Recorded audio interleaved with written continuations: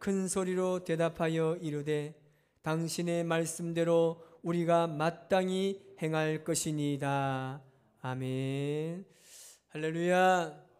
오늘 가정에서 하나님 앞에 영광 돌리는 여러분들의 모든 삶에 주님의 은혜와 평강과 위로가 함께 하시기를 주님의 이름으로 축복합니다.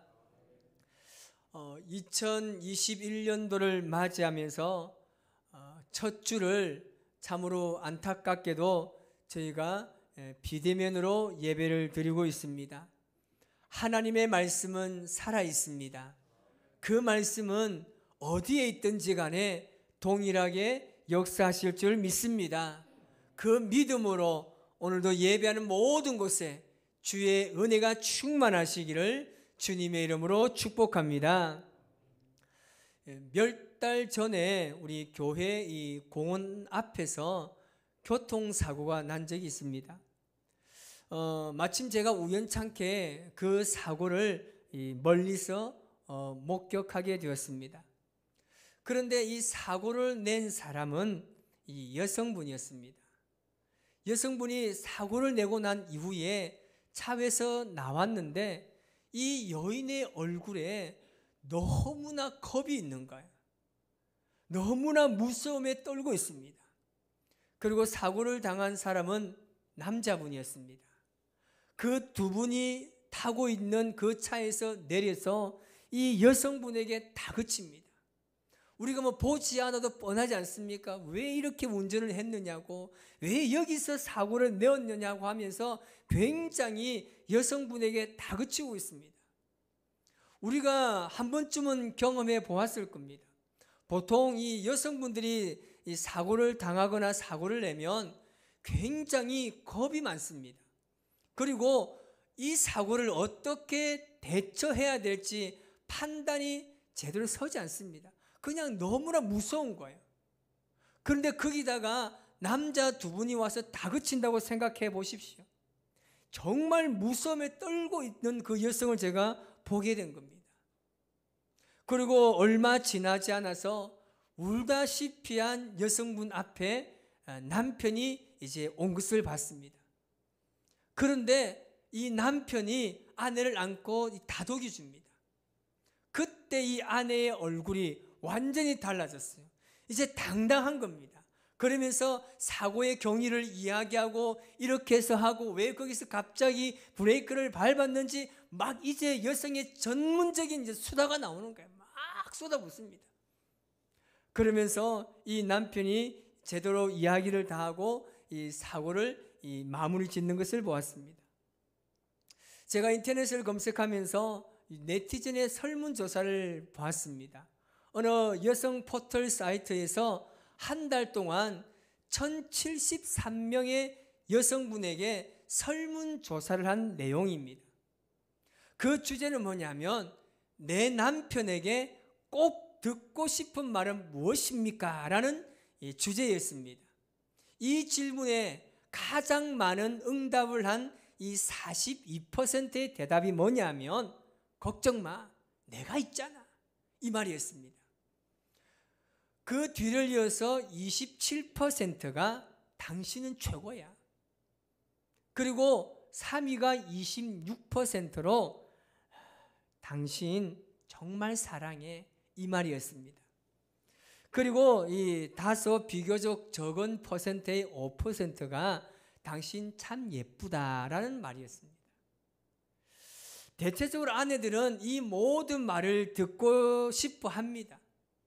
힘든 상황에서 아내에게 가장 좋은 말은 뭐냐 하면 걱정 마, 내가 있잖아. 이 말을 들은 아내는 정말 감동을 받고 거기에 힘을 얻는다고 합니다. 여러분, 이제 여러분들께서 각 가정에서 이런 말을 잘 해주시기 바랍니다. 오늘 가정에서 우리 한번 인사해 볼까요? 옆에 분을 보면서, 이 남편분 특히 아내분을 보면서, 그리고 우리 부모님들은 자녀들을 보면서 한번 이야기합시다. 걱정 마, 내가 있잖아. 시작. 걱정 마, 내가 있잖아. 반응이 좀 그러신 분들은 전혀 남편이라도 별로 믿을 만한 사람이 못 되겠죠. 그런데 그 사람이 내 옆에 있는 것만으로도 참으로 우리는 소중함을 잘 알고 있습니다. 여러분, 성경에도 서로에게 버팀목이 되는 사람이 있습니다. 바로 다윗과 요나단입니다. 이들의 신분은 전혀 달랐어요. 다윗은 왕자입니다. 요나단은 왕자예요. 그럼 다윗은 뭡니까? 하인입니다. 이들의 신분은 전혀 달랐지만 서로에게는 정말 둘도 없는 큰 버팀목이 되어 주었습니다. 사무엘상 18장 1절에 이 두 사람에 대해서 이렇게 이야기합니다. 시작. 요나단의 마음이 다윗의 마음과 하나가 되어 요나단이 그를 자기 생명같이 사랑하니라. 아멘. 마음이 하나가 되었다고 합니다. 우리가 마음이 하나가 되면 못할 것이 없습니다. 같은 마음을 가지고 어려운 가시밭길을 걸어간들 그 가시밭길을 못 걸을 수 있겠습니까? 충분히 걸을 수가 있습니다. 험난한 길과 위험이 도사리고 있는 그 길이라도 하지만 그러나 같은 마음으로 그 길을 걸어간다면 충분히 걸어갈 수가 있습니다. 한 나라를 세우고 공동체를 세워가기 위해서는 한 사람으로는 불가능합니다. 우리가 어떤 일을 함에 있어서 한 사람으로 인해서 시작될 수는 있지만 그 일을 지속하거나 그 일을 완수함에 있어서는 반드시 누군가의 도움이 필요합니다. 오늘 본문의 내용도 그런 면으로 볼 수 있습니다. 이스라엘의 회복은 한 사람으로 시작될 수 있지만 그 나라가 온전하게 세워질 수는 없습니다. 이스라엘 백성들 한 사람 한 사람 그리고 모든 공동체를 이루어진다는 사실을 우리가 알 수 있습니다. 오늘 본문의 말씀을 통해서 우리 교회가 하나님께서 기뻐하시는 교회가 되기 위해서 어떻게 나아가야 할지 오늘 말씀을 통해서 은혜를 나누고자 합니다. 여러분, 먼저 에스라는 어떤 사람입니까? 우리가 오늘 본문의 에스라를 통해서 그 에스라의 삶을 한번 엿볼 수 있습니다. 에스라는 바벨론에서 70년간 포로 생활했던 그 이스라엘 백성들을 두 번째로 인도한 인물입니다. 그가 바벨론에서 이스라엘 백성들이 해방되어서 귀환할 때에 그 사람들을 예루살렘으로 함께 이끌어 데려옵니다. 그런데 예루살렘에 도착했을 때 1차 포로로 귀환했던 사람들이 그 예루살렘에 먼저 있었습니다. 그런데 그들을 보면요, 굉장히 자부심이 강했던 사람입니다. 왜냐하면 70년 동안 그들이 바벨론에서 포로 생활합니다. 그리고 마침내 포로에서 해방되어서 다시 고향으로 돌아옵니다. 고향에 돌아와 보니까 하나님의 거룩한 성전이 무너져 있습니다. 하나님의 성전에 하나님의 영이 임한다는 그들의 믿음을 그들은 참으로 귀하게 생각했는데 성전이 무너졌다 보니까 그들이 모일 곳이 없습니다. 애통하는 마음으로 그들이 다시금 성전을 재건합니다. 수많은 고난과 난관 속에서도 그들은 열심히 성전을 재건했습니다. 심지어는 성전을 재건함에 있어서 성전 짓는 것을 방해하는 사람들도 많았습니다. 그런 위험 속에서도 그들이 성전을 잘 세웠습니다. 얼마나 자부심이 생기겠습니까? 성전을 재건했다는 그들에게는 엄청난 자부심이 있었습니다. 그런데 에스라는 달랐습니다. 그렇게 자부심이 강한 그들의 모습에서 그들의 삶에서 바로 죄가 보였습니다. 하나님께서는 이방 결혼을 금지했습니다. 그런데 그들은 하나님의 율법을 어기고 있었습니다. 제사장과 방백들과 지도자들 중에서도 이방 여인을 아내로 맞아서 가정을 이루고 자녀를 낳은 사람들이 많았습니다. 이런 상황에서 지금 에스라가 그들의 죄를 지적하고 하나님께 돌아오게 하는 사역을 그가 지금 감당해야 합니다. 에스라가 얼마나 힘들겠습니까? 참으로 외로운 사역을 해야 합니다. 모든 백성들이 다 죄 가운데 빠져 있는데 에스라가 그들을 하나님께로 돌아오게 해야 한다는 그 사역 앞에 얼마나 그가 힘들었겠습니까? 에스라가 할 수 있는 일이 과연 무엇이겠습니까? 그가 할 수 있는 것은 하나님 앞에 무릎을 꿇고 울며 기도하는 것이었습니다. 오늘 본문의 1절 말씀을 다 같이 한번 읽어보겠습니다. 에스라가 하나님의 성전 앞에 엎드려 울면서 기도하며 죄를 자백하자 이스라엘 사람도 남자, 여자, 어린아이 할 것 없이 많은 무리가 에스라 주변에 모여서 큰 소리로 슬피 울었다. 아멘. 지금 에스라가 할 수 있는 것이 바로 이겁니다. 죄악 가운데 있는 백성들을 보고 그는 눈물로 기도할 수밖에 없었습니다.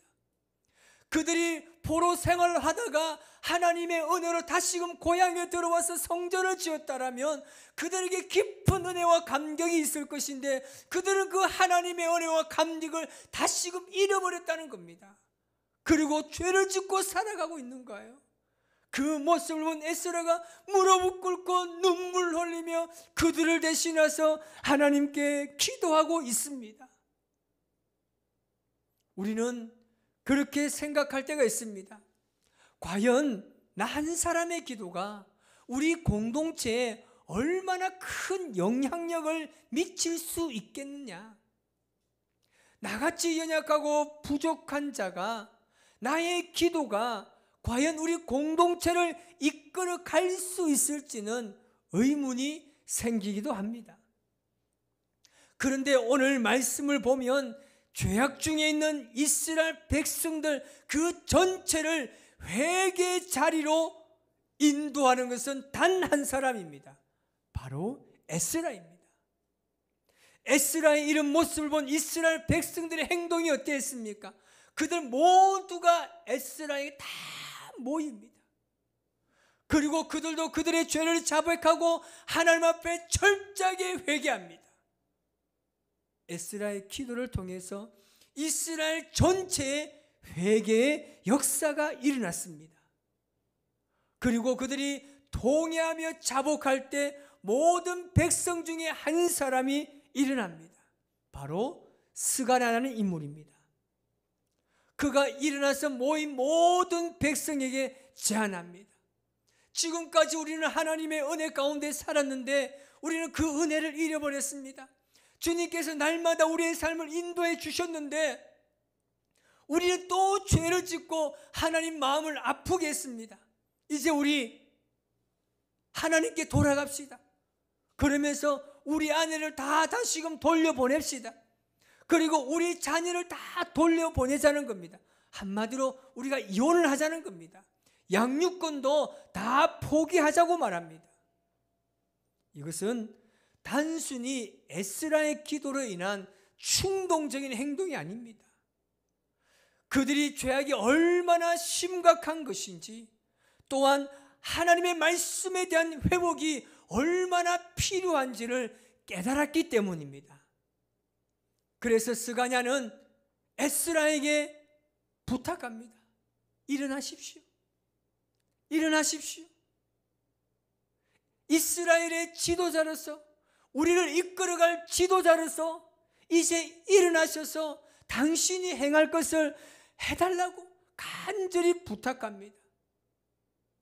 오늘 본문 2절 말씀을 같이 한번 읽어보겠습니다. 스가냐가 에스라에게 말하였다.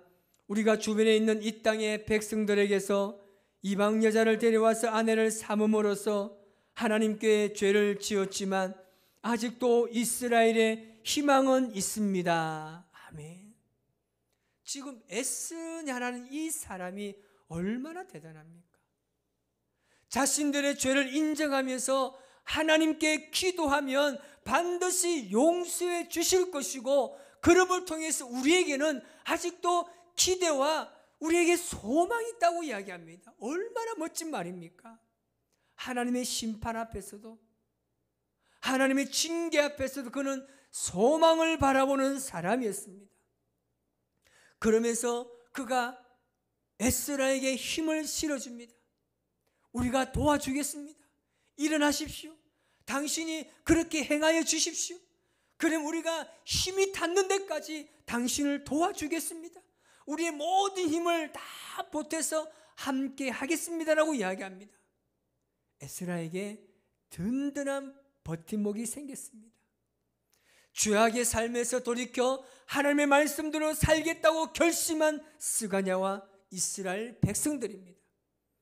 그리고 이 모든 일을 섭리 가운데 이루시는 하나님이 가장 큰 버팀목이 되고 있습니다. 여러분, 하나님의 백성들에게 있어서 가장 중요한 것은 무엇입니까? 여러분의 인생에서 가장 소중하고 중요하게 여기는 것이 과연 무엇입니까? 우리는 하나님의 말씀입니다. 하나님의 말씀이 우리 인생에 가장 소중한 줄 믿습니다. 올 한 해 우리 가정과 우리 직장과 자녀들의 삶에 가장 필요한 것이 바로 말씀의 회복인 줄 믿습니다.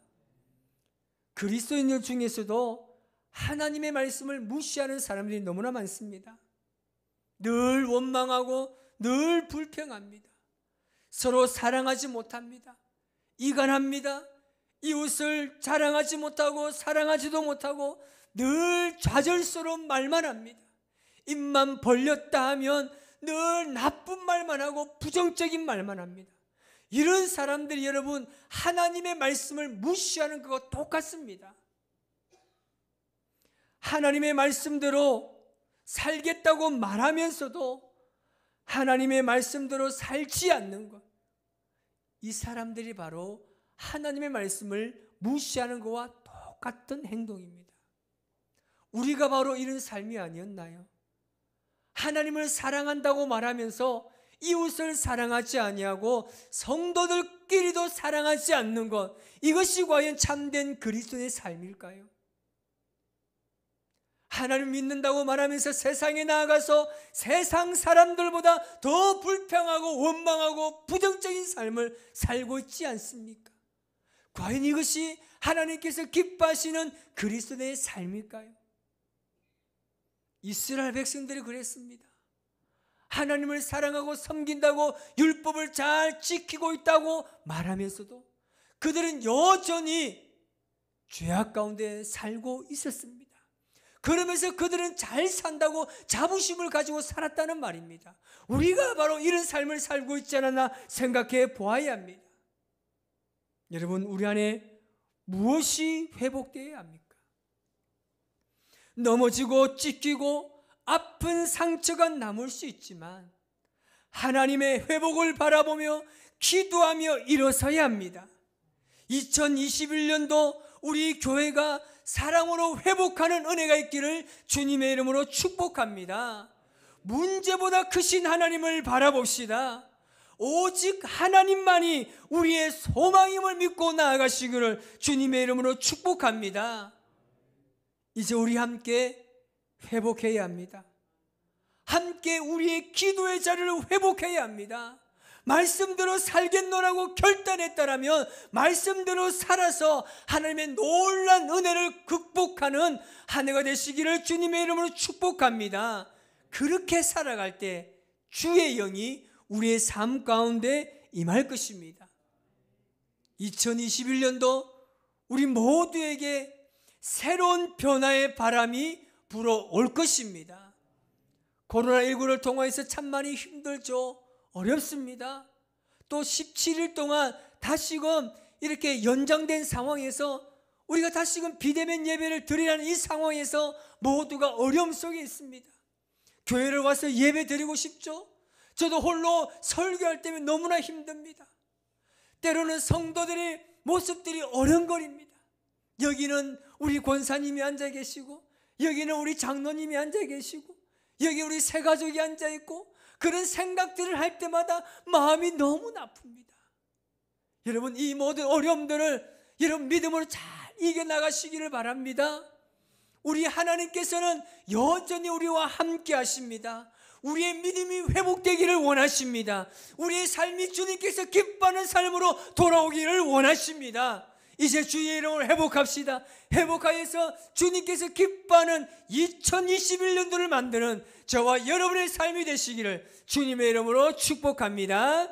기도하겠습니다.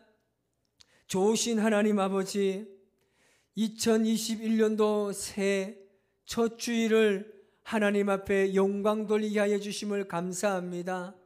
하나님을 사랑하는 거룩한 백성들, 오늘도 하나님 말씀을 사모하며 주님 앞에 예배를 올려드립니다. 가정에서 주님 앞에 예배를 올려드립니다. 가정에도 주님이 살아계신 것을 날마다 경험하게 도와주시고, 쉬고졌던 예배가 가정에도 회복되는 역사가 일어나게 도와주시기를 원합니다. 살아계신 하나님 아버지, 코로나19를 통하여서 수고하시는 정부와 그리고 사랑하는 우리 의사 선생님들, 지자체 모든 하나님 아버지 종사자들이 은혜를 베풀어 주시고, 특별히 확진자들과 그의 가족들에게 긍휼을 베풀어 주셔서 모두가 슬기롭게 잘 이겨나갈 수 있도록 주님께서 함께하여 주시기를 원합니다. 주여, 이제 회복시켜 주소서. 주여, 이제 예배가 회복되게 하여 주소서. 주여, 우리의 기도의 자리가 회복되게 하여 주옵소서. 우리 교회가 사랑이 회복될 수 있도록 역사하여 주시옵소서. 우리 모든 성도들 가정마다 주의 영광이 충만할 수 있도록 역사하여 주시옵소서. 예수님의 이름으로 기도하옵나이다. 아멘. 할렐루야. 주님의 이름으로 늘 주와 함께 동행하는 삶을 살아가시기를 바랍니다.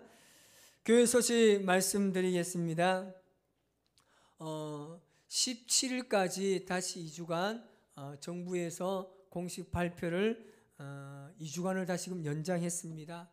그래서 저희 교회도 온라인 예배로 계속해서 드릴까 합니다.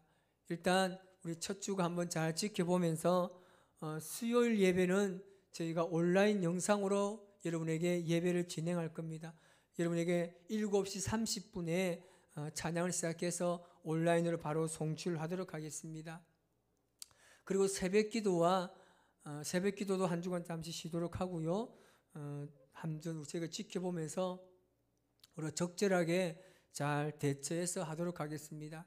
저희가 모르는 곳에서도 가끔 이렇게 한 번씩 어려움들이 많이 생기는 것 같습니다. 특별히 건강관리 잘 하시고 마스크를 또 잘 써주시기를 바랍니다. 당부드리는 것은 이 가정 예배 시도 여러분들께서 단정한 복장으로 여러분 예배를 잘 준비해서 함께 드리도록 하겠습니다.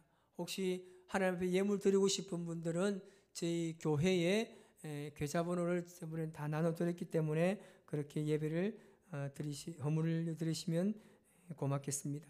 자, 중보 기도가 저희가 매주 일주일에 1시간 중보 기도를 합니다.